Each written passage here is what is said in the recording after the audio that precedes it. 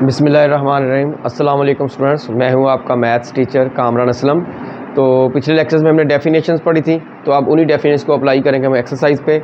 सबसे पहले एक्सरसाइज है 1.1, इसका क्वेश्चन नंबर 1 और 2। इस पे जस्ट आपने डेफिनेशंस अप्लाई करनी है, आपने याद किया, आपने देखना है कि आपको उन डेफिनेशन हिसाब से क्वेश्चन की पहचान है कि नहीं। और ये कोई पेपर में आने वाले क्वेश्चन नहीं है, आप सिर्फ इसको खुद ही आप इसको सॉल्व कर लेना। 1.1 के अंदर है क्वेश्चन नंबर 3, जो कि मोस्ट इंपॉर्टेंट है। इसके अंदर क्या है, दो मैट्रिसेस हमें इक्वल दिए हैं उसने, तो कहते हैं find the values of A B C and D. Equal matrices का हमने डेफिनेशन पढ़ी है कि अगर मैट्रिसेस इक्वल हो तो उनकी करस्पॉन्डिंग इंटीज भी क्या होती हैं, इक्वल होती हैं।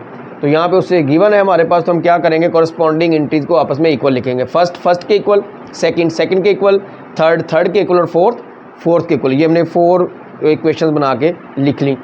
अब इसमें सबसे पहले ये c-1 इक्वल टू 3 है, तो यहाँ से आप c की वैल्यू निकाल लें। यही वैल्यू हम सबसे पहले मिल रही है, तो -1 दूसरे पे जाएगा, +1 हो जाएगा, तो c is equal to 4। c की वैल्यू आ गई हमारे पास। इसी तरह से 4d - 6 is equal to 2d। हमें d की वैल्यू चाहिए, तो d हम एक साइड पे इकट्ठे कर लेंगे सारे जितने भी इक्वेशन के अंदर नज़र आ रहे हैं।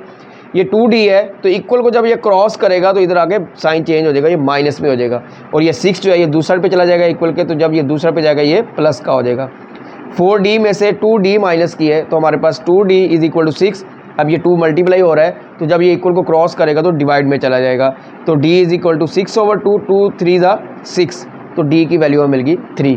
c की वैल्यू मिल गई और d की वैल्यू मिल गई हमें। अब हम फाइंड करते हैं a और b की वैल्यू।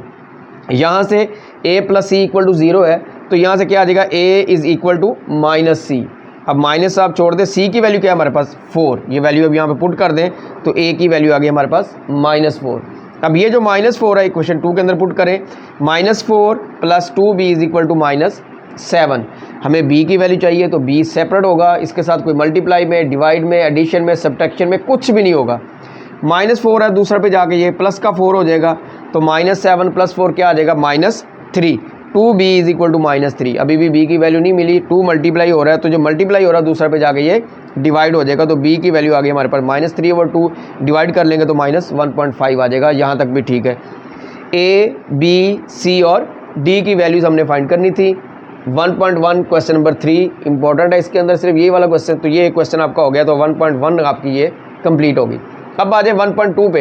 1.2 के मैंने क्वेश्चन नंबर 1 2 3 नहीं लिखे, वो भी डेफिनेशन से रिलेटेड है, वो आप उसको खुद ट्राई करेंगे, पेपर में आने वाले नहीं है। जो पेपर में आने वाले क्वेश्चन है, जो मोस्ट इंपॉर्टेंट है, जो करने वाले हैं, वो क्वेश्चन नंबर 4 5 और 6। क्वेश्चन नंबर 4 है, इसमें उसने कहा find the negative of the matrices.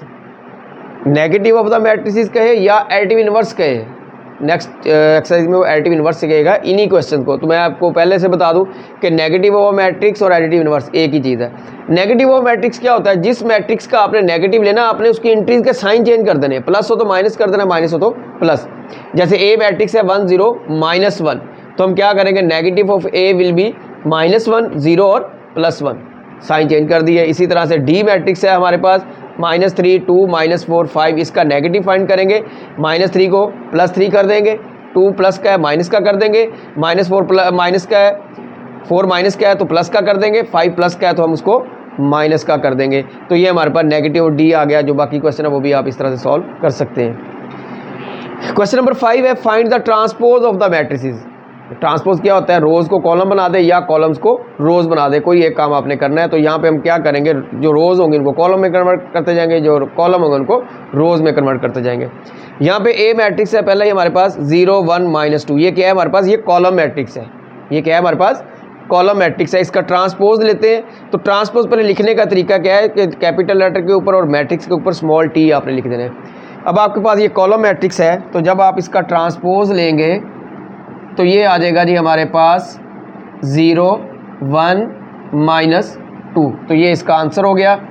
इसी तरह से बी हमारे पास एक रो मैट्रिक्स है, इसका भी हमने ट्रांसपोज लेना है। तो पहले आपने ट्रांसपोज लिखा है, अब हम ट्रांसपोज लेने लगे हैं। तो ट्रांसपोज क्या हो गया, ये रो मैट्रिक्स है, तो ये किस में चला जाएगा, कॉलम में चला जाएगा। तो ये हमारे पास क्या बन गया जी, कॉलम। रो को हमने कॉलम में चेंज कर दिया, तो ये बी का ट्रांसपोज आ गया। इसी तरह से सी मैट्रिक्स है, इसका ट्रांसपोज लेते हैं। तो ये जो 1 2 3 आपके पास कॉलम में है, आप इसको कर दें रो के अंदर। इसी तरह से 2 - 1 0 नज़र आ रहा है आपको, कॉलम में है, इसको आप क्या कर दें, आप इसको कर दें रो के अंदर, तो ये आपका सी का ट्रांसपोज हो गया। ये होगा जी question number 4 and question number 5। अब हम करते हैं इसका क्वेश्चन नंबर 6।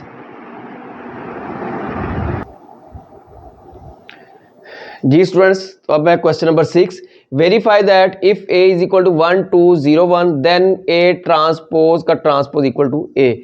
यानी अगर आप 2 टाइम्स ट्रांसपोज लेंगे तो दोबारा फिर वही मैट्रिक्स आ जाएगा। ये 2 टाइम्स ट्रांसपोज के लिए नहीं है, अगर आप 4 टाइम्स लेंगे फिर भी वही आएगा, 6 टाइम्स लेंगे फिर भी वही आएगा। यानी इवन टाइम्स आप ट्रांसपोज लेते जाएंगे तो मैट्रिक्स वही बनता जाएगा, और टाइम्स लेंगे तो मैट्रिक्स वो नहीं आएगा।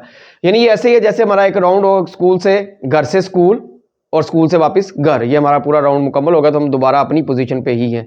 तो यहाँ पे 2 दफ़ा ट्रांसपोज लेंगे, मैट्रिक्स दोबारा अपनी पोजीशन में आ जाएगा।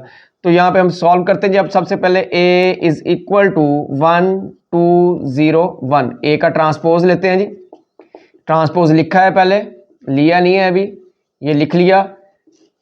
अब ट्रांसपोज लेते हैं रो, 1 2 रो में है, मैं 1 2 को कॉलम में लिख देता हूँ, 0 1 रो में है, 0 1 को मैंने कॉलम में लिख दिया। तो लो जी, एक दफ़ा ट्रांसपोज हो गया। अब दोबारा फिर ट्रांसपोज लेते हैं, a transpose equal to 1 0 2 1, again transpose a transpose equal, हाँ जी 1 0 रो में है, मैं 1 0 को कॉलम में लिख देता हूँ, 2 1 रो में है, मैं 2 1 को कॉलम में लिख देता हूँ। तो ये हमारे पास दूसरी दफ़ा ट्रांसपोज लिया। अब चेक करें ज़रा, तो ये दोबारा फिर वही मैट्रिक्स नहीं बन गया।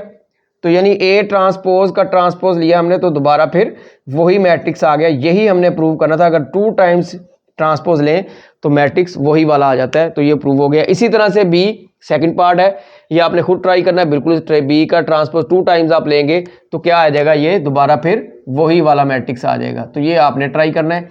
तो ये थी जी हमारी एक्सरसाइज 1.1 और 1.2, यही इंपॉर्टेंट क्वेश्चन है और इंशाल्लाह ताला इसी में से ही आपको शॉर्ट क्वेश्चन पेपर में अगर उठाता है इन एक्सरसाइज में तो इन्हीं में से आएगा। तो ये आपने तैयार कर लेनी है। ओके जी, अल्लाह हाफिज़।